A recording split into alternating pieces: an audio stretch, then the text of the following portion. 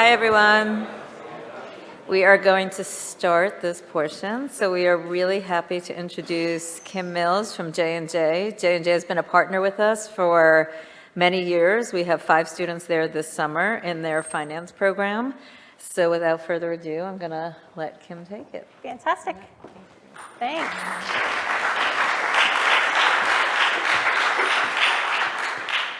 Okay, good afternoon, everyone. Can you hear me okay? Okay, awesome. So I am so excited to be here to speak with you guys today.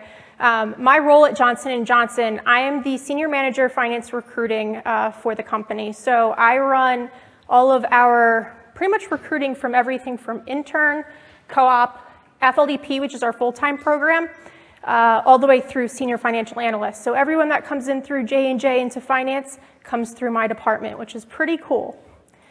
So what I want to do today is, like we said, we've been a partner for SEO for quite a while now, and we do take at least 5 interns every year. And a lot of this information I'm going to share with you guys is the same information that we share with our interns to help them be set up for success. So what I want to start with is, first, I want to get you a little bit comfortable about who I am, and a little bit about my career path at J&J. And I'm going to struggle because I'm a walker, right? So this whole stage thing is like a little odd for me. So I might come down there quite a bit. So to start off, some fun facts about me. I've been at Johnson & Johnson for 9 years now.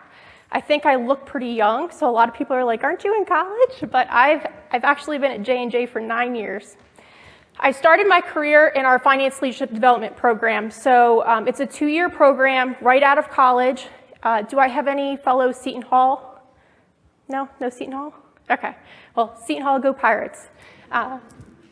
So I started right out of Seton Hall at Johnson & Johnson. I started in corporate internal audit, so a very accounting-heavy role.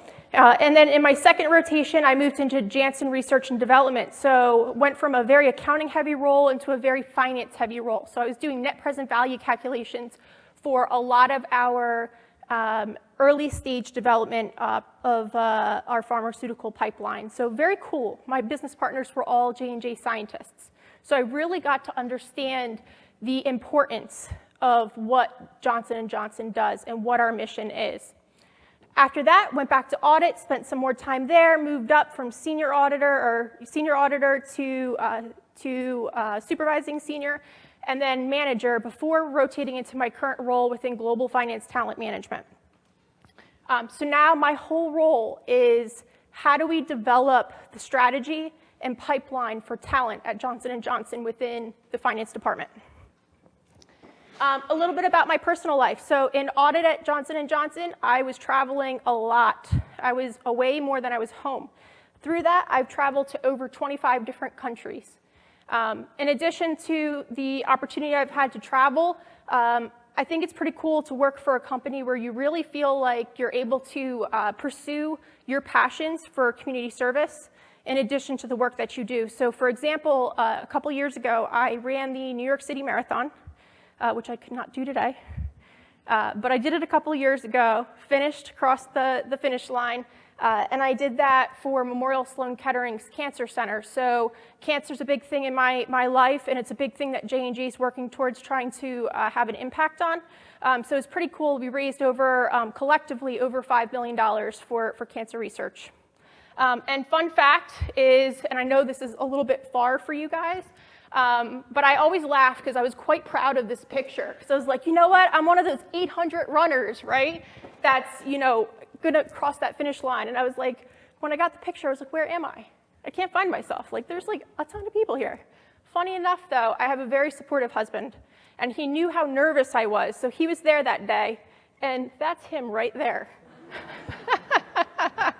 So somehow he got, a better spot in the picture than I did. But definitely very proud of my accomplishments. And you can see in the bigger picture right there, that's my husband. And then on the right side is my puppy, my little mini golden doodle. He's no kids yet, but he's my training for what it's like to have a toddler. So this is a little bit about me, okay? And what I will share is that my path to J&J was not always an easy one. I came from a very, very lower middle class family. My parents sacrificed a lot to give me the opportunity to be able to get a good education and have the opportunity to get a good job. So it matters a lot to me what I do in the space that I work in now, because I know had it not been for the mentors and the coaching and the support system I had to be able to do well in school and have that opportunity, and to have J&J call me and say, congratulations, we're offering you that FLDP position, I don't know what I would be doing today. I'm so thankful for that opportunity, and I want to share that knowledge with you guys so that you guys can continue to grow and have the same success, and hopefully I'm the one calling you in the next year or two to say, congratulations, you're joining J&J as a FLDP. So with that, let's talk about what are we playing for, right? I'm going to come down here now too. And I forgot to mention, at J&J, we never come without gifts. So I have Starbucks gift cards, and I have some Johnson & Johnson Go Packs, which have a whole bunch of our consumer products in them. And I have tons back there. So I want this to be interactive. So first question here, what are we playing for? What is the purpose of an internship? Right here.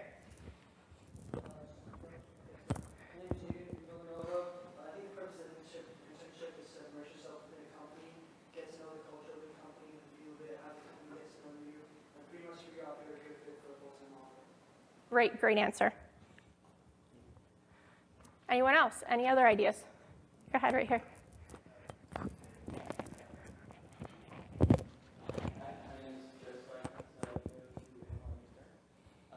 So I think the purpose of an internship is really to just, learn about different areas in the company, and if you didn't know that much about it, obviously you should know about a company before you should go into the internship, but definitely to just learn about the environment better. You can learn a lot about a company from talking to professionals, but until you actually work in the company, you don't fully know about it. Mm-hmm. Absolutely. Absolutely. Company culture is so important. Thank you for that. You're really, thinking about it from the student perspective, you're trying to figure out, is this the right functional fit for me? If I'm going into a finance internship, is finance really right for me? Or maybe I discover that I'm very creative and I actually want to do marketing. You figure that out through that internship. Maybe it's, company fit where I know I want finance, but, I don't know where I want to go. And different companies, culture makes a difference. It absolutely does. So you need to find out, is this the right place for me? But internships, from a student's perspective, this is opening doors for you. This is giving you the opportunity to get your name out there, to network, and hopefully, what I'll say is that at J&J, I have 100 finance internship positions. I have 5,000 applicants for my job every single year. So if you get that internship, man, you've already gotten such a great start, such an opportunity by even getting that internship. Now, from a company perspective, so I heard a lot of the student perspective of what do you get out of an internship? But what do I, as an employer, what do I get out of an internship? A couple things. One, added resources to do work that I didn't have resources to do before. Two, a fresh perspective. This is important. What you're learning in the university right now is very different from what I learned in university 9 years ago. So you're providing a new, fresh perspective to that company. So don't be afraid to share your ideas, to share what you're learning in school, and apply that. So you're adding a fresh perspective. Lower cost labor. Let's be real, right? Interns are a lot cheaper than my FLDPs. So if I can have you guys come for 10 weeks and give you a great experience and also have it done, my work done for a pretty lower cost price, then hey, win-win, right? But most importantly, why do I have an internship program? I have an internship program because it's part of my talent strategy. It's part of how I'm going to build my pipeline for the future. So realistically, this is me and a company being able to evaluate you and say, hey, is this the right fit? Just like you have to decide, is this the right fit? The company has to decide this is the right fit, which brings me to tip number 1.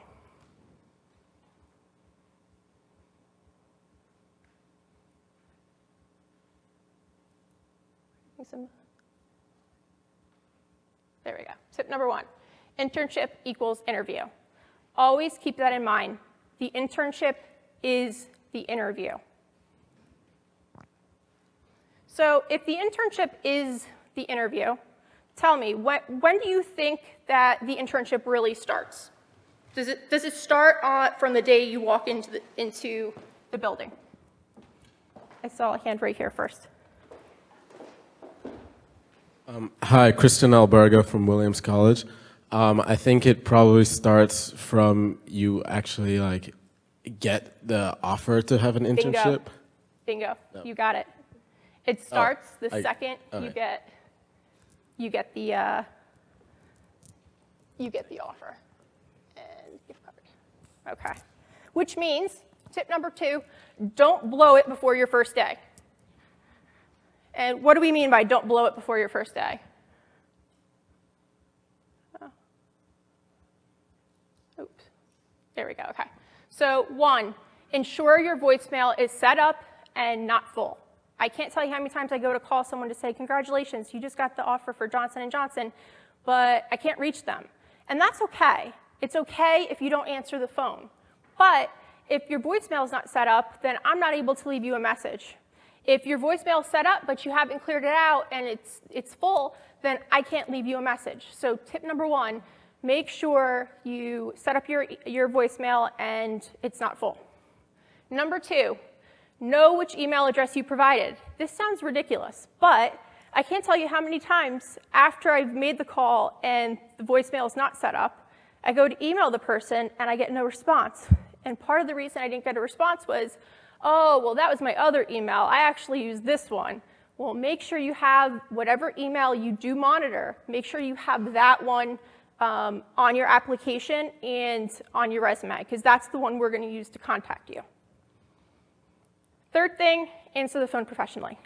So again, seems like something so basic, right? But if you go on an interview and you know that an employer may be calling you to give an offer, when you answer the phone, don't answer it, what? What do you want? Yo. Don't do that. If you know that you're probably expecting a call, answer it. Hello, Kimberly speaking. This way, you come off professional even before you get there on day 1. And last piece on this slide, make sure if you answer the phone, you are truly available. I can't tell you how many times I call students and it's, you know, I call and say, hi, is Billy there? Hi, this is Billy. Billy, you're whispering. I'm in class. Oh, do you want to talk later? Yes, thank you. Don't use voicemail. Don't answer if you're not able to actually talk. Okay.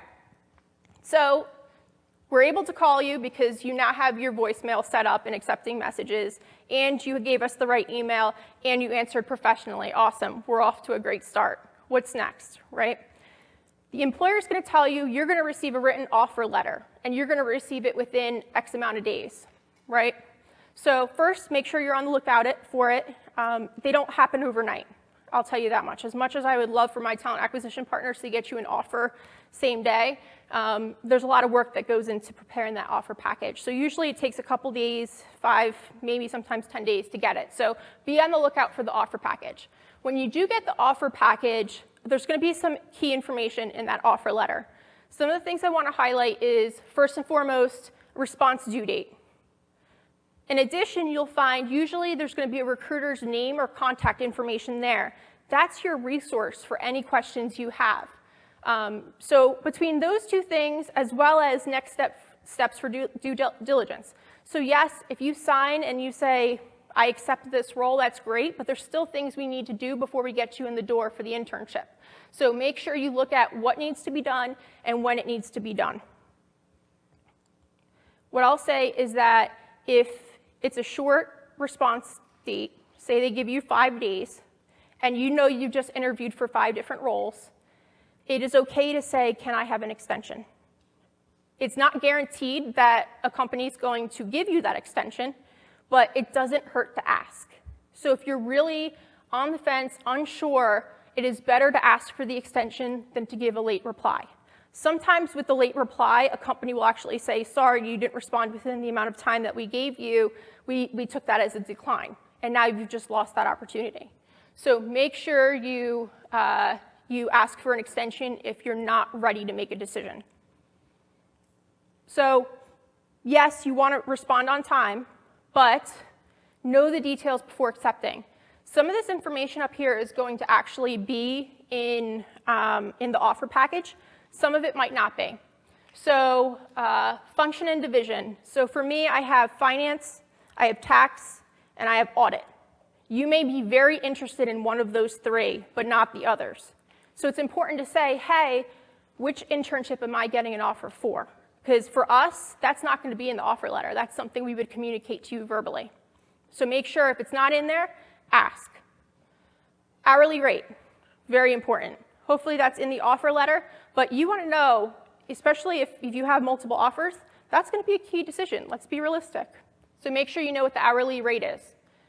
Expected hours. Is this a part-time internship? Is this only 20 hours a week? Or is this full-time? Is this 40 hours a week? Or is it going to be expected that I'm working 60 hours a week? Is overtime expected? Know that question before you accept. Location. This is a big one. So at Johnson & Johnson, we have operating companies all over the world, but for this program that I run domestically, all over the country.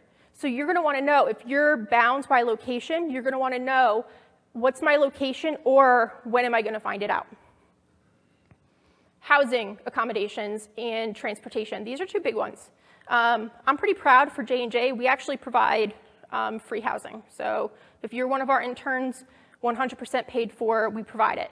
But not all companies are like that. So you're going to want to know, what are my housing options? Are you going to help me find housing? Is it subsidized, or are you paying for all of it outright? If it's not within your commutable distance, that's going to matter. Yes, I have a question. If you have multiple offers for different internships, some average compensation you get from one company versus another, or is that more For internship, I probably wouldn't.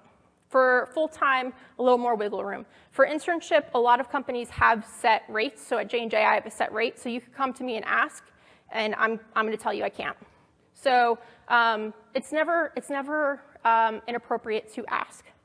So I'll tell you that much. It's just setting your expectations straight as an intern. You're probably not going to get more than they're offering. Transportation accommodations, this is a big one.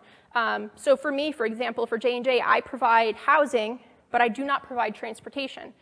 So it's important to ask, hey, you're going to put me in housing, but is it within walkable commuting distance, or public transportation, or am I going to have to figure this out on my own? Am I expected to have a car?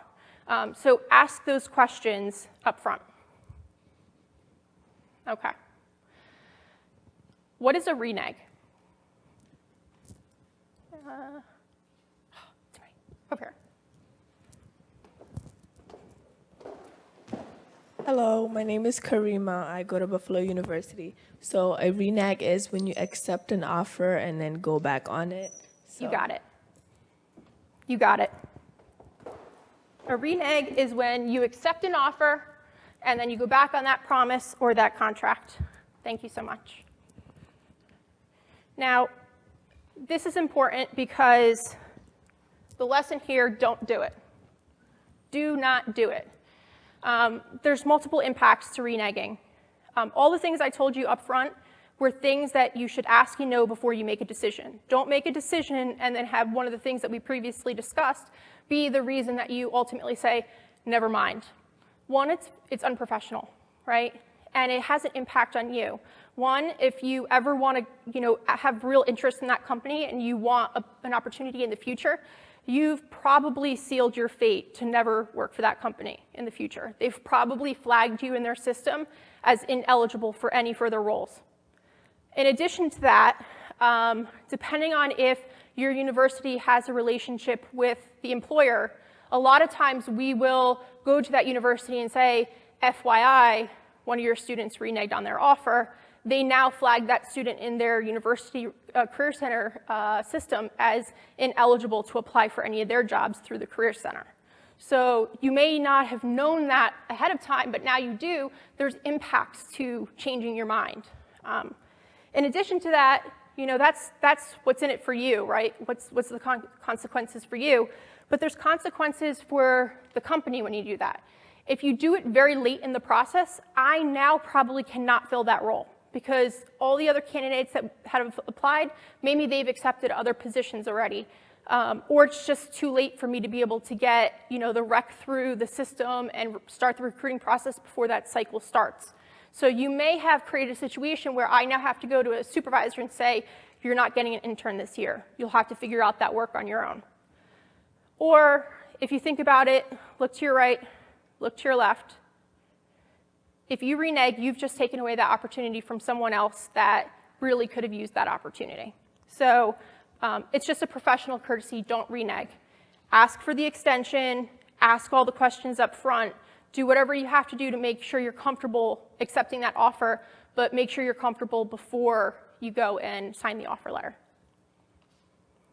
Okay. Tip number 3, do your homework. So this is, I'm not going to spend too much time on this space because I think a lot of you probably already know this, right? You know that you have to research the company up front, and a lot of you will have done that hopefully before you even step foot in the door for the interview, let alone the internship. So make sure you review the company website, review articles, recent articles about the company, and also social media is huge now.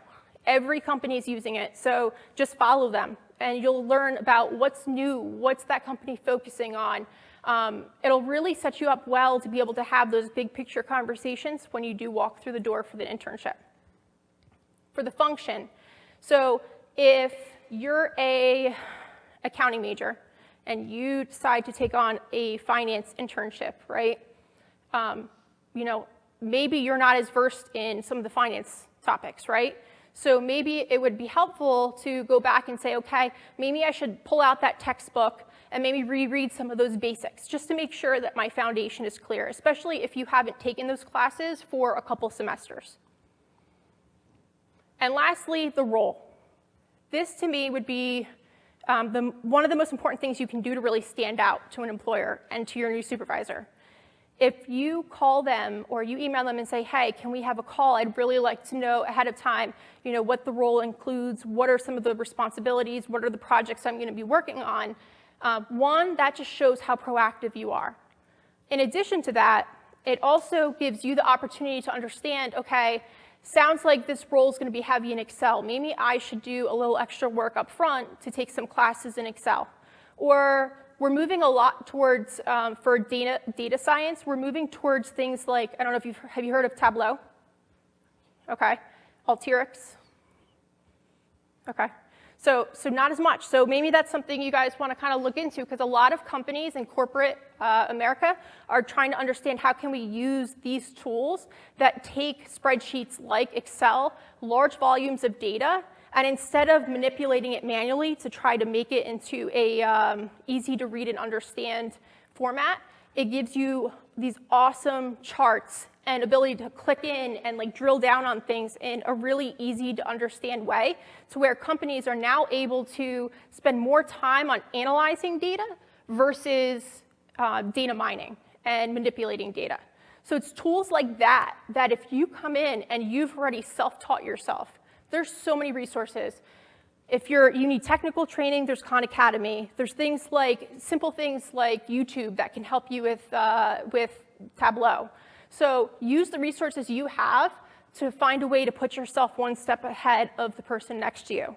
Those are the kind of things that when you have that call, you'll know right off the bat, hey, this might be something I can do ahead of time to even prep myself before I walk in the door. Any questions so far? Yes.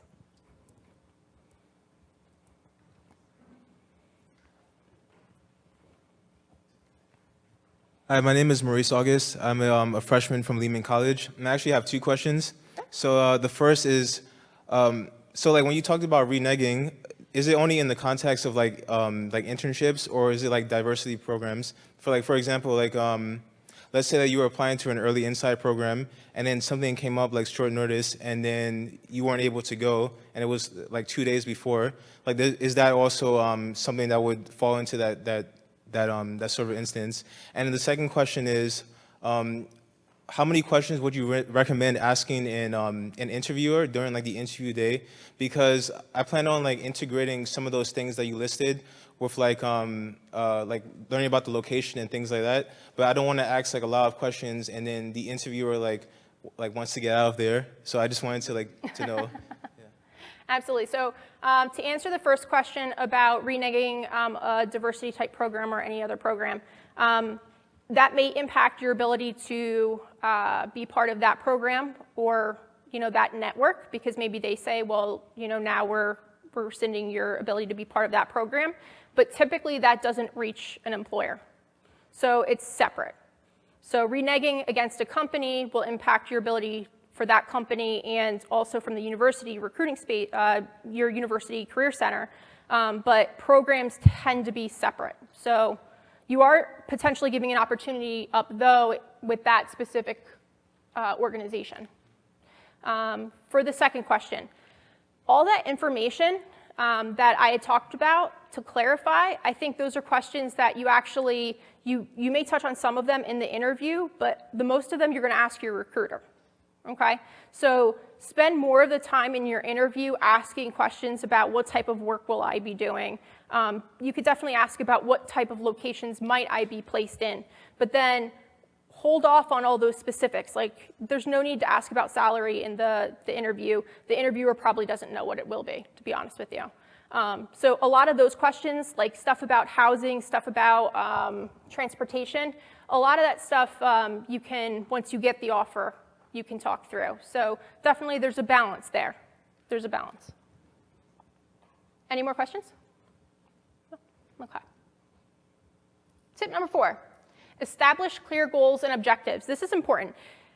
If you're part of a really formulated program, so I have 100 interns every single year, so we set clear guidance and expectations for the supervisors that you are to have a goal-setting conversation in X time, you are to have a mid-year conversation at this date, you are to have a final conversation at this date, and you have to submit it to me, because then I can filter on it and see, okay, who's exceeding expectations, who's meeting expectations, who's not meeting expectations, and then I can really focus my time in on, if they're not meeting expectations, what can we do as a program office to set you up to actually hopefully turn things around. So if you're part of a program like that, you're not going to have to worry about this as much because it's going to be preset for you. But there's a lot of internships, and even at JNJ, finance, our program's very strong. Some of the other functions, they're much more, they're not centralized the way ours are. So you're going to want to know a couple things. If you don't have set guidelines from your company for the performance management process, set it for yourself. Set up a one-on-one with your supervisor and say, hey, let's talk through what is expected of me over the next 10 to 12 weeks. Document them. So don't just have the conversation with your supervisor, create a document. List out what are all the goals that are expected of you, what's the outcome? Not just what do they want you to do, but what are they hoping to achieve by you doing that project? Because you may think, once you understand what the outcome is, that whatever assignment they were giving you was not really the solution to the problem they were trying to solve. So understand, what problem are we trying to solve? What is the outcome that's expected of me? And lastly, differentiate your core goals from your stretch goals. If your supervisor hands you a list of 20 line items, and a lot of them are huge projects, are you going to be able to finish all of that in 10 to 12 weeks? Probably not, right? Okay.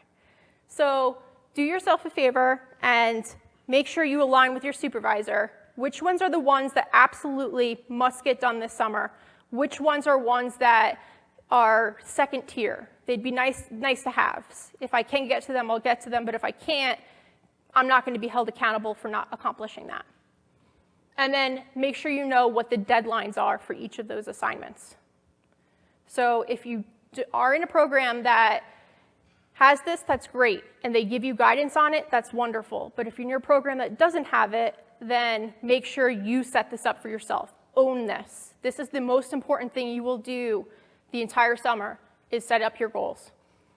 And when do you think you should set up goals? Right here.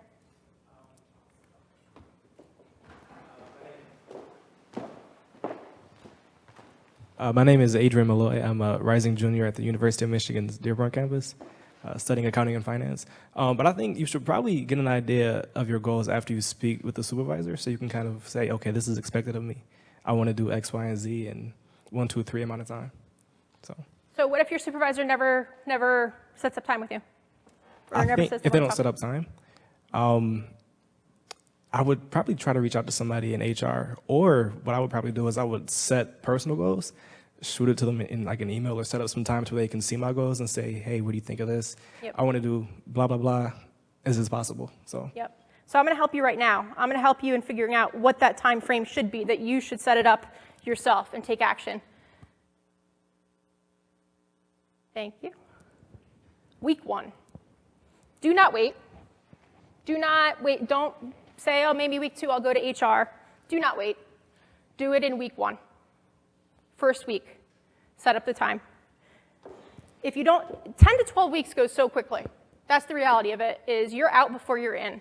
So make sure week 1, you set up goals and objectives. If you do it in week 2, you are late. You are behind. What were you doing for the first week without even knowing what was expected of you?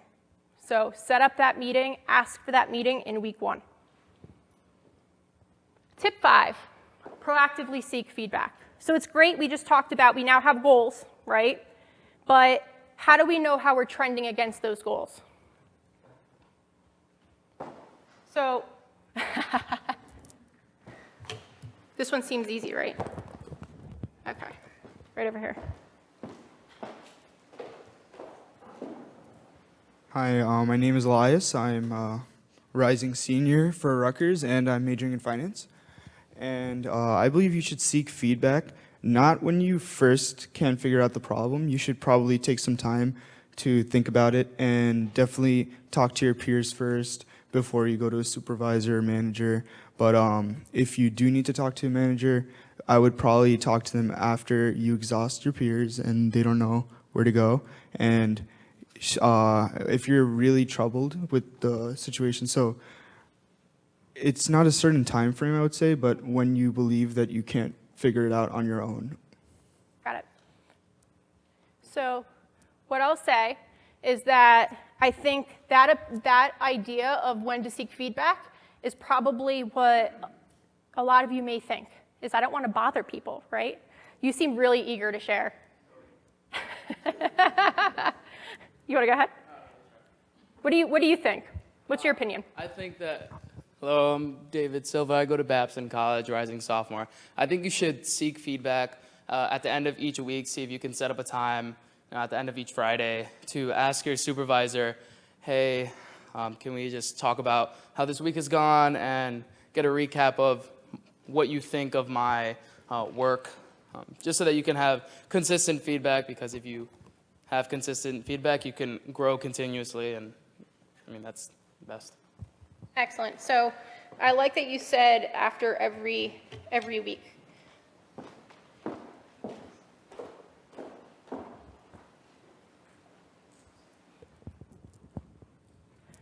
And what my recommendation would be is I like after every week. I also like at critical milestones within a project, and after every assignment that you do, and at midterm, and at final, and every single day in between. There is never a time when you are asking for too much feedback. Know this now. This is not just for the internship. This is for full-time when you go into the workforce as well. There is never going to be a time where you are asking for too much feedback. And who do you ask? You ask everybody. You ask your direct supervisor. You ask your supervisor's supervisor, so your team leads. You ask peers. And I know a lot of people are like, why would you ask peers for feedback? Well, you should be willing to help each other, right? And you probably work a lot together, do a lot of presentations together. So why not ask, hey, how do you think that presentation went? Do you have any feedback for me? Same thing with business partners. So outside of your supervisor, I probably have anywhere from 750 to 1,000 business partners. I work with everybody in J&J Finance, every senior analyst, every manager, anyone that wants an intern, anyone that wants a co-op, anyone that wants an FLDP, anyone that wants a senior analyst. They're all my business partners. SEO, this program, is my business partner. You guys, as my interns, are my business partners. What better way to understand 360 from all angles, how I'm doing, than to ask all those groups? So it's important to make sure that you're seeking feedback, not just from one source, but really understanding from very different sources, is there a consistent message? And you know something? There might not be. I might be loved by my interns and deemed to be super responsive and helpful to my interns. But then to the supervisor seeking an intern, maybe they have a different experience with me. Maybe I'm not as responsive to them. So know that you want to seek feedback, not just from your supervisor, but from everybody. And last, what to ask. A lot of times we hear feedback and we automatically assume negative, right? Like, feedback, what did I do wrong? What could I do better? But there's a flip side to that. There's the strength side. You need to learn as quickly as you can what strengths you have. What is going to help you stand up in tough situations? What do you have to lean on when you know I'm about to go into a role and I know that I don't have this expertise in this area, but what strengths do you have that are going to help you to succeed in that role? Lean on your strengths. You can't lean on your strengths if you don't know what your strengths are. And don't wait till it's too late to seek feedback. That's such an important thing that I can share with you guys. It's always disappointing to me when I get to the end of the summer and I have an intern who, doesn't get an offer, and they say, well, had I known that this was the issue, or had I known I could have done this, like I could have turned this around, like maybe I could have done better. Well, that's on you. Like, you have to own that. So if you weren't asking for that feedback or you weren't getting it, yes, I have an expectation that my supervisors are giving feedback, but I can't monitor 100 supervisors on a daily basis to know whether or not they're doing what they're supposed to do. So at the end of the day, it falls on you. It falls on me as an employee with my supervisor. If she's not giving me the right feedback to know whether or not I'm doing a good job, I need to seek that feedback out myself. And don't wait until it's going to be too late. Seek it early on. Okay. Tip 6, build your network, right? So you're there to do some work. You're there to learn about the company, to understand the culture, to understand if this is a good functional fit. But the reality, and I know you guys have all heard this before too, is sometimes it helps who you know, right? That's the reality of it is. So the more people that you can meet with and you can build a connection with, the better. So knowing that, who should you have a one-on-one with? Name some people that we should be having a one-on-one with. Right here. Hi, I'm Lucas Plout, going to be a junior at Brandeis. I believe you probably pretty straightforward, but I think first person you should probably have a one-on-one with is your supervisor, and then their boss too. And I think it's also a good idea to try to have one-on-ones with your peers, even if it's like at a coffee shop, or getting food, or even just grabbing breakfast on the way to school, on the way to your job.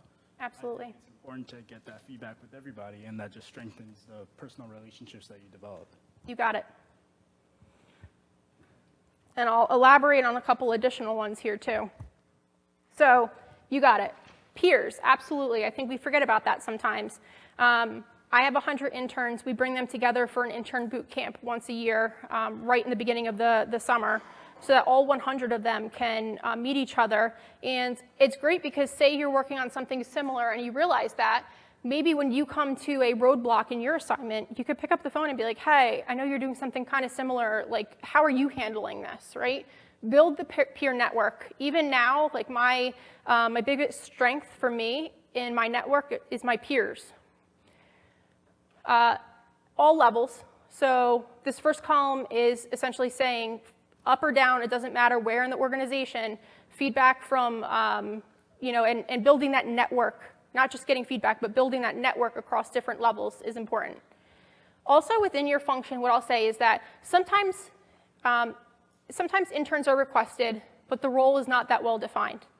So they know they want to have someone help, but maybe they haven't really figured out which projects are going to be critical. So you get there day one, and then you realize, man, I'm going to have a lot of capacity. Like this is not full 40 hours worth of work. The best thing that you can do at that point is if you're having the one-on-ones within your function, within your organization, you're going to hear about different projects happening that maybe, especially if you're really interested in them, you can get involved with, that you wouldn't have known if you hadn't set up that time and had that one-on-one to even know that that project existed. It also makes you look very proactive because you sought out additional responsibilities. You just didn't wait for someone to come and say, hey, we need to get this done. You sought work out and you said, I want to have an impact. This interests me. I heard about it in a one-on-one, and then you have that conversation with your supervisor to say, hey, how can I get involved with this? That's the importance of building that network. Across functions. So say you know, hey, I love this company. I love JNJ. I'm not going anywhere. Unless they fire me, I am retiring at this company.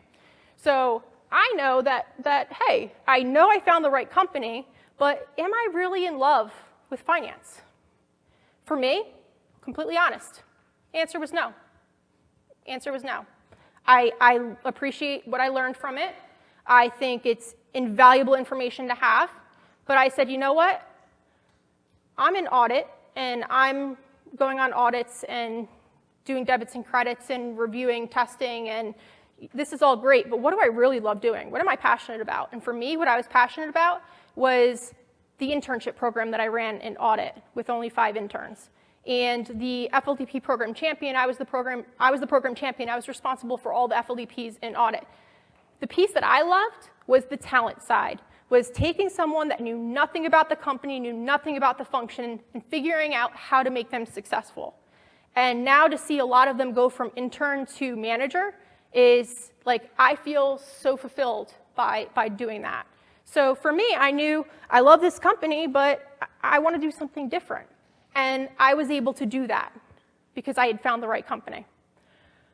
I wouldn't have been able to transition functions. I'm still technically finance, but I definitely have more of an HR spin.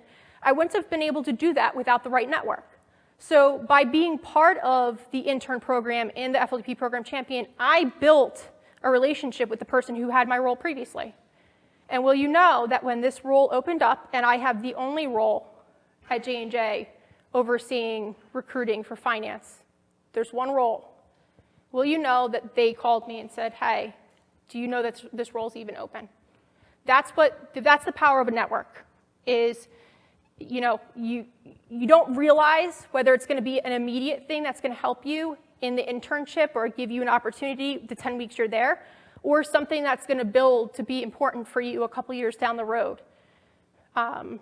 It's that important. And the last piece here is across business units or sectors. So J&J, we have consumer, we have farm, we have medical devices. So you may be in one of them, but maybe you have more interest in a different. Or, realistically, in a company like Johnson & Johnson, you're going to want to, if you really want to be a high-level leader, you're going to want to get exposure to multiple sectors. So why not start building that as an intern?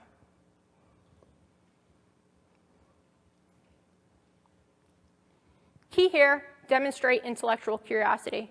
With everyone that you're speaking with everyone that you're setting up a one-on-one with, make sure you demonstrate that intellectual curiosity. Don't just take the internship to complete the 9 to 5, put it on the resume, and then go on your way.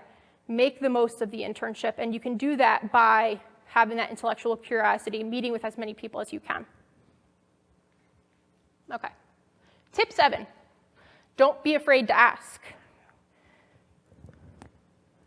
Ask what, right? What should you not be afraid to ask? Anything.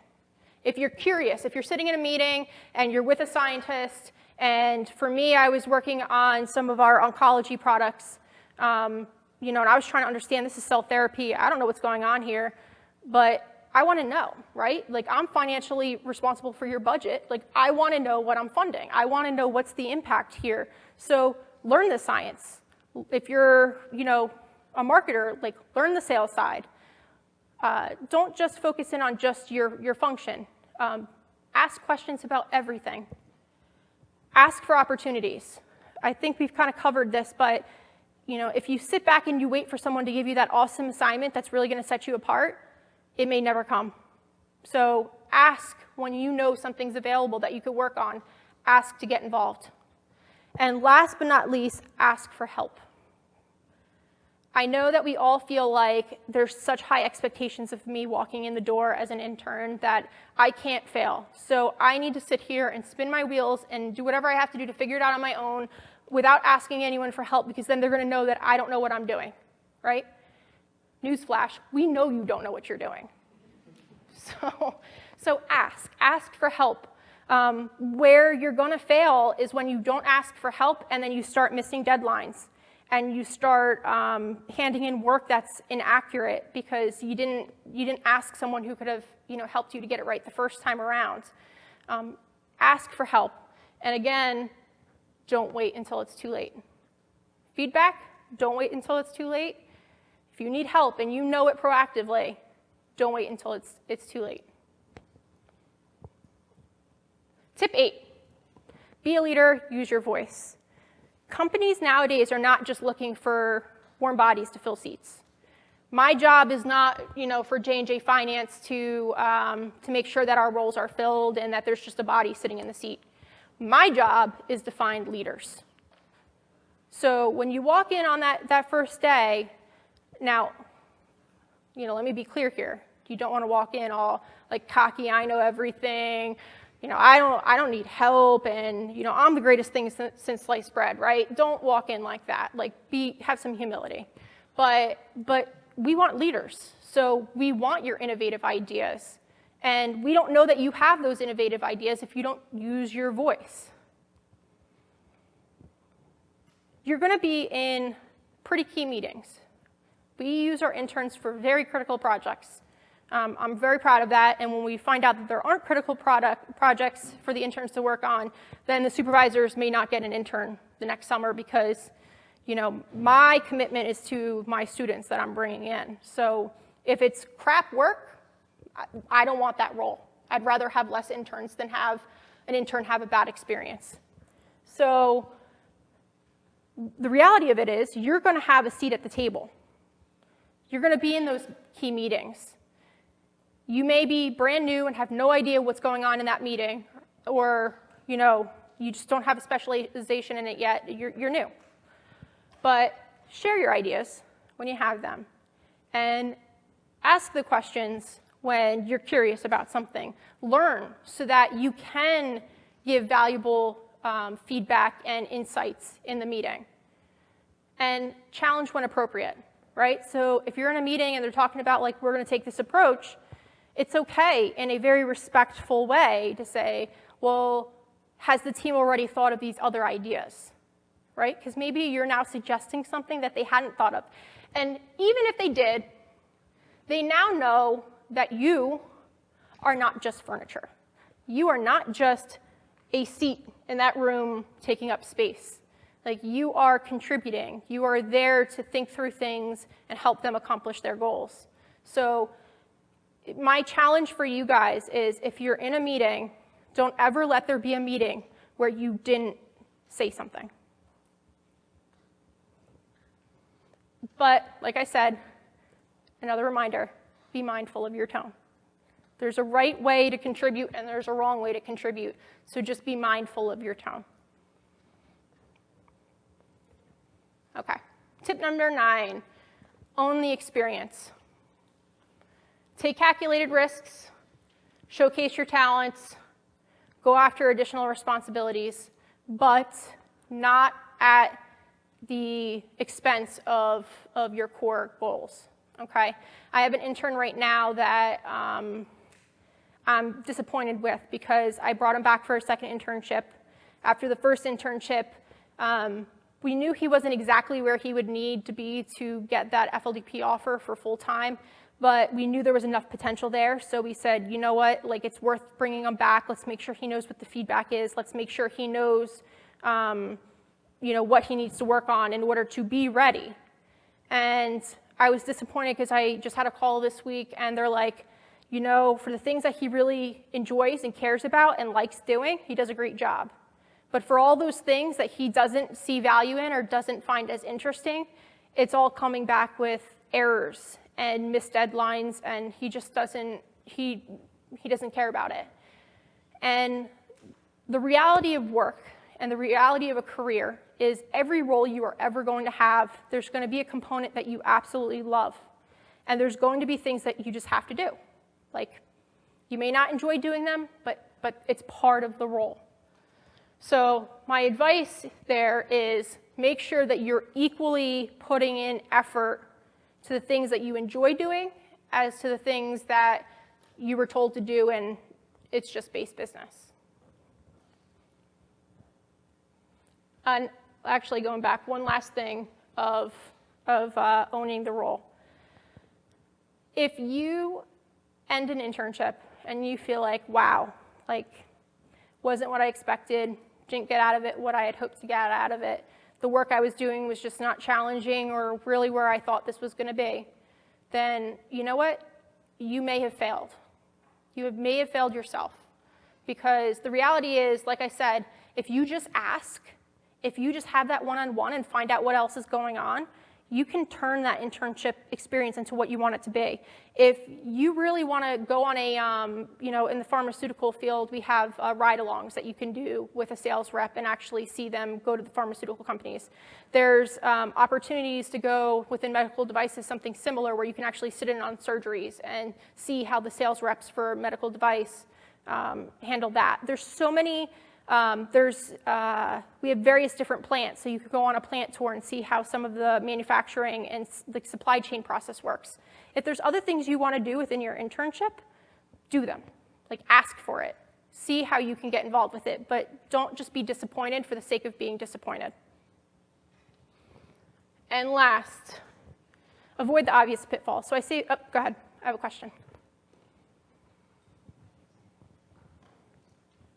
Hi, Christian Alberta from Williams College. I was just wondering that, like, in a finance internship, how much does working for a firm like JNJ, like, let's say you're doing whatever, like, division you're in is, like, consumer products, how different the actual, like, day-to-day work is by the industry as a, like, the industry of the company as a whole, even though you're just doing finance, like, say if you're doing finance for so a company that made like tractors, how much does should your own interest play in what firm you pursue, and also like how it affects your experience? It's a big difference, big difference.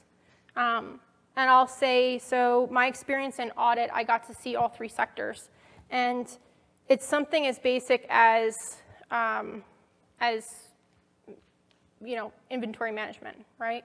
So you may have pharmaceutical company that has their product is actually in a giant vat, right? So it's like all this active ingredient sitting in a vat. So like how do they assess how much inventory they have when it's, you know, in that form, versus consumer where, hey, if I want to count my inventory, I go into a warehouse and all my inventory is easily sitting there for me to count. Or you have a medical device company, we make knees and hips, and our inventory is useless if it's not sitting in hospitals. So the inventory is in hundreds of locations all over the place, right? So if you're a finance person and you're doing inventory at consumer versus farm versus medical device, it is going to look incredibly different. And that's any function. It's not just finance. It's sales. It's marketing. Same thing, because marketing, do we direct to consumer market a knee or a hip? No. You know. No one even knows that the knee or hip that just went in them was a J&J knee or hip, right? But a consumer product, how you market a consumer product is going to be very different because that, you're direct to customer. You need your customers to know your brand recognition and what you have to offer. So if you know that there's a certain industry that really excites you, like that absolutely is going to make a difference for you as to whether or not you're happy in a certain company or a different one. And that's why it's kind of cool because if you get to a company that is broad enough, so I got to see all three of those. So now for my next role that I move on to, because we rotate all the time, right? You don't spend more than 2 or 3 years in a rotation at J&J. I know now from seeing all three sectors, which one would I like to go into next? You're welcome. Any other questions? Okay. Last thing, avoid the obvious pitfalls. I saved this as a last catch-all because I figured we would go through all the other things, and then this will be kind of probably a lot of these things are common sense, but they happen. So go ahead. Let's get some participation here. I won't give them all away. What do you think? My name is Dylan. I go to Haverford College. I'm a rising sophomore. As you just said, a lot of the pitfalls are just common sense. So for example, if the office has the office hour drinking, you don't drink too if you're underage. You don't come in late every day, and just small things like that. Be punctual. Very good. Someone else. I know there's more. You all know there's more. Lucas again. Another pitfall I would say is probably dress code. If you pull up in jeans and a polo and everyone's in a full suit, that's not going to look good. Correct. And probably you should know the names of everyone that you're working with, as well as your supervisor, your recruiter.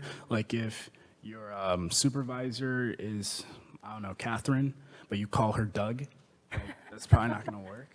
Yeah, that probably wouldn't be too good. Did you get one already? Oh, you did. Okay. Hello, I'm Zachary Filler. I'm a rising sophomore at Columbia. And so I've heard a lot of horror stories about people replying to email chains with the wrong CCs and stuff. About the underage drinking thing, someone at a major bank was organizing a party for their whole class of interns, and they CC'd their bosses, and that offer was rejected. Yes. And also, somehow people have found a way to accidentally email the entire company. Oh, yeah. But the best part is all the people who then feel the need to reply, please do not reply all, but they replied all. Yeah, that happens too. Hi, my name is Justin Williamson. I go to Northwestern University. I'm a rising junior studying math and econ. And obvious pitfall, I think, is asking a question that's pretty core to what you're doing multiple times throughout the extent of your internship. Yeah, you want to make sure, that's a great point. Make sure you never go into a meeting without a notebook. You will look ill-prepared, and you probably will forget half of what was told to you. So great point of you don't want to have to, if you have to ask, a second time, let it be for a good reason, not because you didn't have your notebook with you. One more. Carlos Gonzalez, Emory University. I think a less obvious pitfall, it's still kind of obvious to me, is we talk about how people need to be confident and assertive when speaking their mind in their internships. But I think it should be noted that there's a fine line between confidence and cockiness, and you can't come into an internship pretending like you know everything. You gotta come in confident in your abilities, but at the same time be humble and ready to learn as much as you can. Absolutely. I couldn't agree more.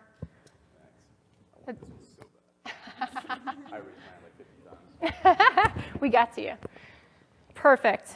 So I think we hit on quite a few of them. So be punctual, be ethical. If you're ever asked to do something that's not ethical, make sure you, understand at your operating company, understand at your organization, what are the steps for reporting that, right? But never just do something unethical because someone higher up than you told you to do it. Be ethical. Be respectful, be responsive, be prepared. Like I said, have that notebook, be prepared going to that meeting. If you have a big presentation that you know is coming up, make sure you don't walk into that presentation like, I don't have a deck, like I don't have an agenda. Always have an agenda. If you set up the meeting, have an agenda. Be engaged, don't fall asleep at work. This sounds ridiculous, but I've seen at least 3 people fall asleep in front of me at work. And like, I know I'm not the most exciting presenter, like that's okay. Like I'll know my faults, my development opportunities. But you know, if you're really vying for an opportunity and you really want to continue with that company, it just seems like you're so uninterested if you can't even keep your eyes open during a presentation. Dress appropriately, I know we covered that one. Demonstrate attention to detail. Meet deadlines, use professional etiquette. We talked a lot about that for email etiquette. Use your proper grammar and use spell check. Make sure you're coming off professional. And watch your tone with emails too, because it's so difficult to have your tone come across. So really reread it and think about it from a perspective of someone who didn't write it. How would the way you just asked for something come off? Did you come off very demanding? Could you rephrase it so that it doesn't seem like you're demanding things? And that is it. So that is the 10 tips for internship success. I have a copy of this list for you guys, and if you're interested in the deck, I'm not sure if we'll be able to get it posted for you somehow, or I can definitely share it with you. And hopefully, if you follow these 10 tips for internship success, you get a job, you get a job, you get a job. Thank you guys so much for having me.